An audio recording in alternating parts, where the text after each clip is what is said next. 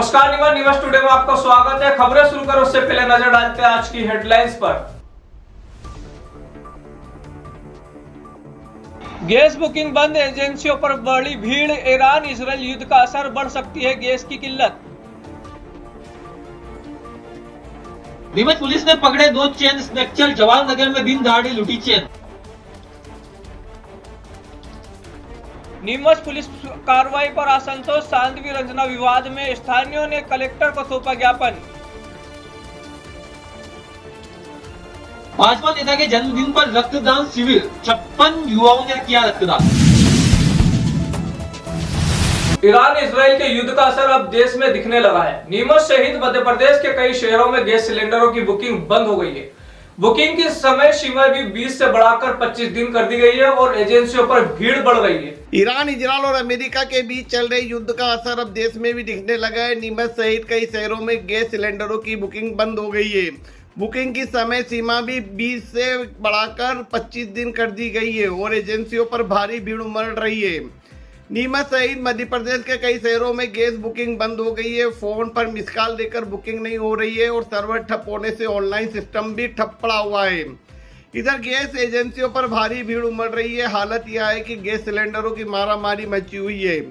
युद्ध के हालातों को देखते हुए लोग पहले ही गैस सिलेंडरों को जमा कर रहे हैं और एडवांस बुकिंग करा रहे हैं, जिससे यह हालत बने कि सर्वर डाउन हो गए हैं। सर मोबाइल पे बुकिंग कर रहा हूँ, बाकी हो नहीं रही इसमें यहाँ। किस कारण, क्या कारण रहा? क्या मालूम, ये कारण तो मालूम नहीं, बाकी मोबाइल पे जो बुकिंग होती है वो बुकिंग नहीं होती। अच्छा, ऑनलाइन जो बुकिंग है वो बंद हो चुकी है पूरी तरह। अच्छा, तो अभी आप यहाँ हैं, अभी हो रही है? अभी 4 बजे का बोला था कि 4 बजे करीब हो जाएगी। अच्छा, आप भी बुकिंग करवाने आए टंकी? बुकिंग कराना है। ऐसा क्या हुआ जो अचानक आपको यहाँ ऑनलाइन की जगह यहाँ आना पड़ा एजेंसी पर? यही बता रहे कि बंद हो गया, आना पड़ा। क्या कारण रहा बंद होने का, कोई वजह? वही तो पता ही नहीं कि यहाँ आऊँ, कोई वो देंगे OTP आएगा ना, लाइन में लगा दिया वापस। कब तक आपकी ये टंकी बुक हो जाएगी? तो आए। इधर एडवांस बुकिंग को देखते हुए फोन बुकिंग पूरी तरह से बंद हो गई है। सरकार ने भी नियम बना दिया है कि अब तक जो गैस सिलेंडर 20 दिन बाद बुक होता था वह 25 दिन बाद बुक होगा। बुकिंग फोन पे या ऑफिस पर जाकर या ऑनलाइन की जा सकेगी। गैस की किल्लत आने वाले समय में और बढ़ सकती है, लेकिन गैस संचालक इस बात से इनकार कर रहे हैं। वो कह रहे हैं कि घरेलू सिलेंडरों की सप्लाई जारी रहेगी। रूमर चल रही है, जो व्हाट्सएप सोशल मीडिया पर चल रहा है कि वार की वजह से गैस आपूर्ति में विलम्ब होगा। ये बात सही नहीं है कि विलम्ब हो सकता है, लेकिन अभी गैस की मारामारी नहीं है, अभी बुकिंग की मारामारी है। और साथ ही साथ अभी एक साथ 2 काम होगा, सिस्टम साथ नहीं है। और जो रूमर चली ना, उससे बुकिंग के 10 गुना बढ़ गया, तो सिस्टम क्रेज हो गया। अभी तो सकते हैं इस समस्या अभी तो कोई ज्यादा प्रभावित नहीं, माल की सप्लाई तो आ रही है, बस बुकिंग नहीं हो रही। और बुकिंग का जो है मतलब बुकिंग कंफर्म नहीं हो रही। आगे समस्या आती है। हमारे मैनेजमेंट से बात की तो वो उनका IT टीम जो है इस पर काम कर रही है। जैसे सिस्टम जल्दी ऑपरेट हुआ वैसे कोई समस्या नहीं रहेगी। अच्छा, गैस की कोई मारामारी नहीं। एजेंसी में भीड़ लग रही होगा ऑल ओवर इंडिया ये जो कंडीशन है, ऑल ओवर इंडिया। आपका नाम होता है? मेरा नाम श्याम नरेडी, श्याम गैस। क्या कारण? नहीं, ये गलत अफवाह है कि सप्लाई और बुकिंग बन चुकी है, बंद हो चुकी है। बिल्कुल अफवाह है। कंपनी से बाहर माल बराबर आ रहा है। बुकिंग में एक साथ लोड बढ़ने से लोगों में भय पैदा हो गया। इससे बुकिंग के सर्वर पर लोड ज़्यादा है। बुकिंग आ रही है, धीरे धीरे आ रही है और लोगों की रोज बुक हो रही है, तो इनके यहाँ रोज सप्लाई भी हो रही है। लोगों का घरेलू गैस सिलेंडर देने में किसी प्रकार की कोई दिक्कत नहीं है। आगे अगर कुछ समस्या आती है बुकिंग होने में तो? नहीं, जो सरकार और कंपनी के द्वारा हमें आश्वासन दिया जा रहा है कि गैस की कोई कमी नहीं है, तो इससे अभी तक तो कोई प्रभावित नहीं है। डोमेस्टिक घरेलू कस्टमरों को कोई दिक्कत नहीं है, खाली पैनिक फैला हुआ है। जिसको जरूरत नहीं है वो भी बुक करा रहा है डर के मारे, जबकि टंकियां बराबर सप्लाई हो रही है, कोई दिक्कत नहीं। हर एजेंसी की रोज जैसे नॉर्मल सप्लाई चलती है चल रही है। लेकिन इसका जो असर है रतलाम जिले में देखा गया है कि वहाँ बिल्कुल भी बंद होने नहीं, बंद कहीं नहीं हुई है सप्लाई। ये गलत अफवाहें फैलाई जा रही है। प्लांट से माल बराबर आ रहा है, घरेलू कस्टमरों को कोई दिक्कत नहीं है। के कई ऑप्शन है। आप गूगल पे, PhonePe, iWire, miss call, WhatsApp, Indian Oil app, कई ऑप्शन है। क्या मैनुअल बुकिंग नहीं हो रही है? आप बाकी बुकिंग करने के कई ऑप्शन दे रखे हैं कंपनी द्वारा, तो आप किसी से भी जाके कर सकते हैं या डिस्ट्रीब्यूटर से गाइड गाइडेंस ले सकते हैं कि हम थोड़ा कर सकते हैं आपका करना संचालक शुरू। नीमच के जवाहर नगर में 17 फरवरी को हुई दिन दहाड़े चेन स्नैचिंग की वारदात का पुलिस ने खुलासा करते हुए 2 अंतरराज्यीय बदमाशों को गिरफ्तार कर चोरी की सोने की चेन और बाइक बरामद की है। जवाहर नगर में 17 फरवरी को हुई दिन दहाड़े चेन स्नैचिंग की वारदात का पुलिस ने पर्दाफाश कर दिया है। पुलिस थाना नीमच कैंट और साइबर सेल की संयुक्त टीम ने 2 अंतरराज्यीय चेन स्नैचरों को गिरफ्तार कर लिया है। मोटरसाइकिल सवार 2 बदमाशों ने एक महिला को निशाना बनाकर उसके गले से करीब 2 तोले की सोने की चेन छीनकर फरार हो गए थे। घटना के बाद पुलिस अध्यक्ष अंकित जायसवाल के निर्देश पर विशेष टीम गठित कर कार्यवाही की गई। टीम ने करीब 250 सीसीटीवी कैमरों की जांच कर तकनीकी साक्ष्य जुटाए और मंदसौर, निम्बाड़ा, चित्तौड़गढ़, कोटा व झालावाड़ क्षेत्रों में आरोपी की पहचान की। पुलिस ने सर्च अभियान चलाकर आरोपी पुष्पेंद्र और दीपक मीणा को गिरफ्तार किया तथा चोरी की सोने की चेन और वारदात में मोटरसाइकिल बरामद की। दोनों आरोपी नशे के आदी हैं और नशे की जरूरत पूरी करने के लिए वारदातों को अंजाम देते थे। पुलिस के अनुसार आरोपियों पर पहले भी कई आपराधिक मामले दर्ज हैं। दिनांक 17 फरवरी को नीमच के थाना क्षेत्र में जवाहर नगर में एक महिला के साथ में 2 अज्ञात आरोपियों द्वारा चेन स्नैचिंग की घटना को कारित किया गया था, जिसमें खुलासा आज हुआ है। 2 आरोपियों को पुलिस ने हिरासत में लिया है। एक का नाम पुष्पेंद्र शर्मा है और दूसरे का दीपक मीणा है। इसमें जो मेन सरगना है वो पुष्पेंद्र शर्मा है, जिसके ऊपर उनके 15 अपराध पंजीबद्ध है, मारपीट के, चोरी के, NDPS के, इस टाइप के सभी आर्म्स एक्ट के सभी मामले इसके ऊपर पंजीबद्ध है। और दूसरा जो दीपक मीणा है, इसके ऊपर भी 4-5 अपराध पूर्व से पंजीबद्ध है, जो राजस्थान में अलग अलग शहरों में इनके द्वारा जो ये नशे का सेवन करते हैं और इनके द्वारा जो ये घटना कारित की गई है। लगभग पूर्व की जो 17 तारीख की घटना है, उसके बाद ये पुनः नीमच थाना क्षेत्र में, कैंट थाना क्षेत्र में पुनः घटना कारित करने के उद्देश्य से आए थे, जिस पर से पुलिस के द्वारा इनको घेराबंदी करके पकड़ा गया। किन साक्ष्यों के आधार पर पुलिस वहां तक पहुंचने में सफल हुई आरोपी? और इसमें हम लोगों के द्वारा जो टेक्निकल और जो कैमरे से छानबीन जो हम लोग कर रहे थे, काफी लंबे एरिया के हम लोगों ने इसमें कैमरे इसमें निकाले हैं, जो कि इनका क्योंकि कोटा के रहने वाले हैं, कोटा तक के पूरे कैमरे उन्होंने इसका रूट अपना ट्रेस किया था। तो टेक्निकल बेसिस के आधार पर हम लोगों ने इनको पकड़ा। क्या क्या नाम है बरामद करी गई इनके पास?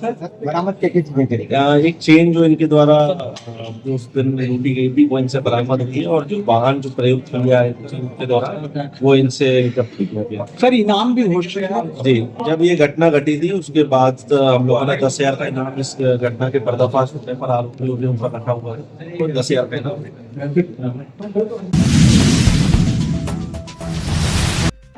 स्थानीय लोगों ने आज कलेक्टर कार्यालय में ज्ञापन सौंपा, जिसमें 23 फरवरी 2026 को मिश्रोद मुख्य मार्ग पर सामाजिक बंधुओं और साध्वी रंजन जी के बीच हुए विवाद का जिक्र किया गया। ज्ञापन में आरोप लगाया गया है कि पुलिस ने घटना के दौरान एक पक्षी और दबाव में कार्रवाई की। स्थानीय लोगों ने बताया कि विवाद सड़क मार्ग और वाहन संचालक की वजह से उत्पन्न हुआ। साध्वी जी के वाहन संचालक और दीपेश श्रीवास्तव के बीच मतभेद हुआ, जिसमें हमारे सामाजिक बंधुओं के कपड़े फाड़ दिए गए और वाहन क्षतिग्रस्त हुआ। बावजूद इसके पुलिस ने हमारे पक्ष की FIR नहीं लिखी और ना ही मेडिकल कराया। ज्ञापन में मुख्यमंत्री और कलेक्टर से मांग की गई है कि झूठे प्रकरण बंद किए जाए, हमारे पक्ष की FIR दर्ज की जाए और वरिष्ठ IPS अधिकारी के माध्यम से निष्पक्ष जांच कराई जाए। कुछ दिन पूर्व भोपाल मिश्रोद में एक घटना, जो एक सकड़ा मार्ग है, वहाँ एक यातायात जो बाधित होता है, वहाँ रॉन्ग साइड में एक साध्वी जी की गाड़ी, रंजना दीदी जो साध्वी जी है, उनकी गाड़ी रॉन्ग साइड में खड़ी थी। तो हमारे उसके पीछे एक श्रीवास्तव जी कोई करके थे, जो उन्होंने साध्वी से कहा कि आपकी गाड़ी आगे ले लीजिए, मार्ग पूर्णतः अवरुद्ध हो रहा है। तो गाड़ी में से उतर कर फिर पीछे एक गाड़ी और हमारे पाटीदार समाज की थी, वो उतर के दोनों को विवाद को सुलझाने गए कि भाई विवाद मत करो, गाड़ी आगे ले लो। इतने में साध्वी जी द्वारा हमारे समाज के आदमी के ऊपर हमला कर दिया गया, चाटा मार दिया, कपड़े फाड़ दिए और ऐसी अन्य घटनाएं, जिससे आसपास के लोगों ने देखा कि ये पूर्णतः गलत हो रहा है। तो उन लोगों ने अचानक भीड़ होकर साध्वी जी की गाड़ी में तोड़फोड़ कर दी। इसमें हमारे समाज का कोई लेना देना नहीं था, तो केवल वो एक भीड़ तंत्र के कारण ऐसा हुआ। फिर साध्वी जी के लोगों ने थाने में दबाव बनाकर हमारे समाज के 3-4 लोगों के ऊपर अलग गैर जमानती धारा लगवाई, और हम उन लोगों ने, साध्वी जी के जो लोग हैं, उन्होंने हमारे पाटीदार समाज को जिहादी और देशद्रोही और कई ऐसे बुरे शब्द बोले जो समाज जिसका पूर्णतः विरोध करती है। और एक पक्षी पुलिस द्वारा जो कार्रवाई करी साधु जी के दबाव में, वो गलत करी। हम समाज के द्वारा क्या चाहते हैं? हम समाज के द्वारा ये चाहते हैं कि जो धाराएं लगाए उन्हें समाप्त की जाए और उच्च अधिकारियों द्वारा फिर से जांच कराई जाए, क्योंकि मेन मार्केट में जहाँ विवाद हुआ है वहां भी सीसीटीवी कैमरे लग रहे थे और जो थाने में साध्वी जी बिल्कुल स्वस्थ बैठी थी 6 घंटे से, तब तक उन्होंने कुछ नहीं हुआ। लेकिन दूसरे दिन उन्होंने सुप्रयोजित तरीके से अपना मेडिकल करवा के और उन निर्दोष लोगों के ऊपर कार्रवाई कराई, जो गलत है। हम यही प्रशासन से और मुख्यमंत्री जी से यही निवेदन करते हैं कि पाटीदार समाज हमेशा साधु संतों का सम्मान करता आया है और हमारा हमेशा सम्मान करेगा। लेकिन जो ये घटना हुई है इसकी पूर्णतः जांच करके निर्दोष लोगों के ऊपर जो धाराएं लगाई गई है उसे समाप्त की जाए, हमारा यही अनुरोध है। क्या नाम है आपका? दिलीप पाटीदार, जिला महामंत्री, पाटीदार समाज संगठन, जिला नीमच।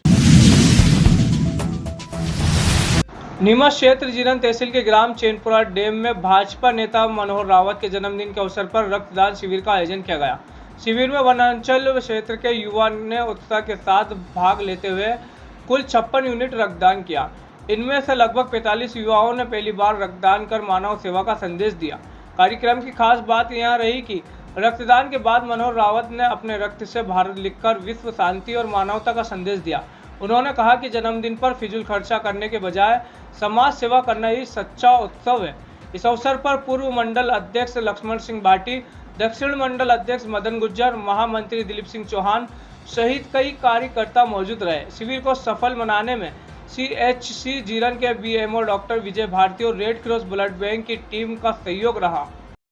आज नीमच जिले का अंतिम जो वनवासी गांव है चैनपुरा डैम, इस चैनपुरा डैम में आज़ादी के बाद पहली बार रक्तदान का कार्यक्रम रखा गया है। और ये जो वनवासी क्षेत्र हैं यहाँ रक्तदान के प्रति युवाओं में एक डर है, उस डर को दूर करने के लिए इस क्षेत्र में ये रक्तदान शिविर का आयोजन किया गया। और चैनपुरा के साथियों के साथ साथ आसपास के जो ग्रामीण जन हैं उन युवा साथियों ने आज ब्लड डोनेट किया।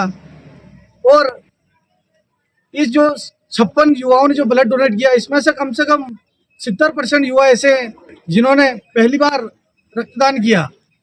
और यहाँ वनवासी सुदूर क्षेत्र में रक्तदान शिविर रखने का कारण यह है कि डर खत्म हो जाए और प्रत्येक परिवार में एक डोनर पैदा हो जाए, ताकि इनके परिवार में कभी जरूरत लगे तो स्वयं ये ब्लड डोनेट कर सके। और आज जो विश्व में अपन देख रहे हैं कि युद्ध छिड़ा हुआ है, अशांति फैली हुई है, लेकिन भारत एक शांतिप्रिय देश रहा है और शांतिप्रिय देश है।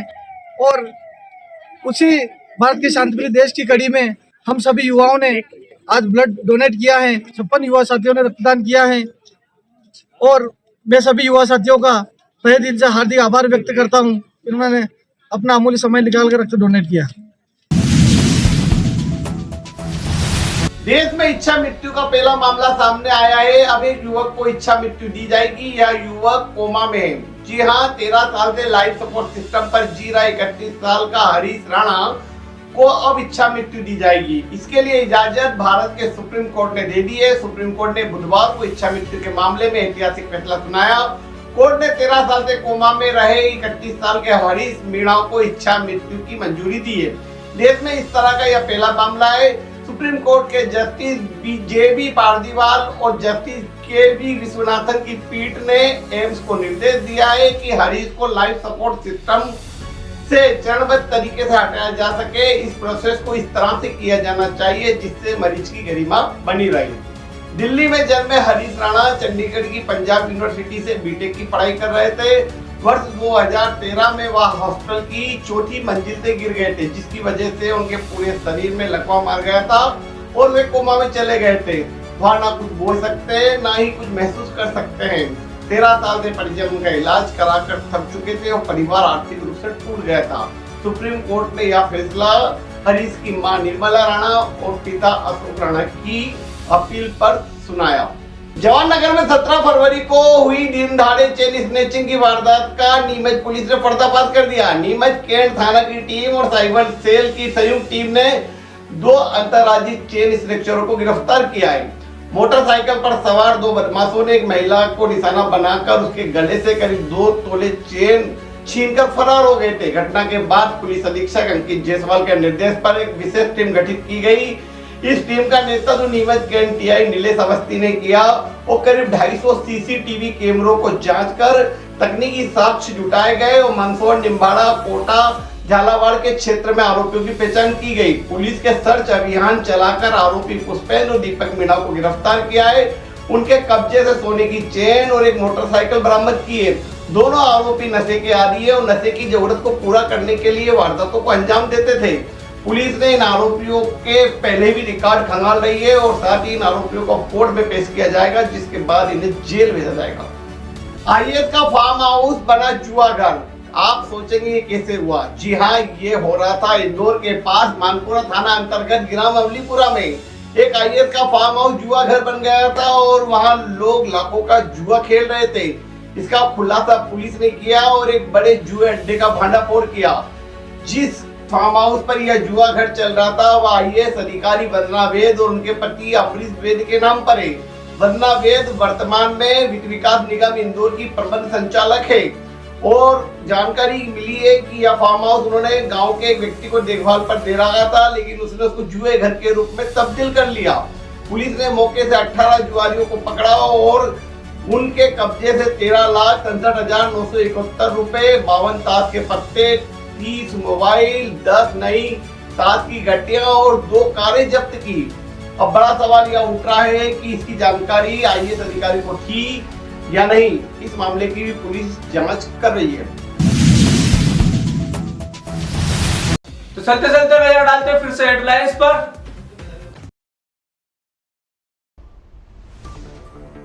गैस बुकिंग बंद, एजेंसियों पर बढ़ी भीड़, ईरान इजराइल युद्ध का असर, बढ़ सकती है गैस की किल्लत। नीमच पुलिस ने पकड़े 2 चेन स्नैचर, जवाहर नगर में दिन दहाड़े लूटी चेन। नीमच पुलिस कार्रवाई पर असंतोष, साध्वी रंजना विवाद में स्थानीयों ने कलेक्टर को सौंपा ज्ञापन। भाजपा नेता के जन्मदिन पर रक्तदान शिविर, 56 युवाओं ने किया रक्तदान। तो यहाँ तक दिन भर की खबरें। इजाजत दीजिए राजा कुरैशी को और आप देखते रहिए नीमच टुडे न्यूज।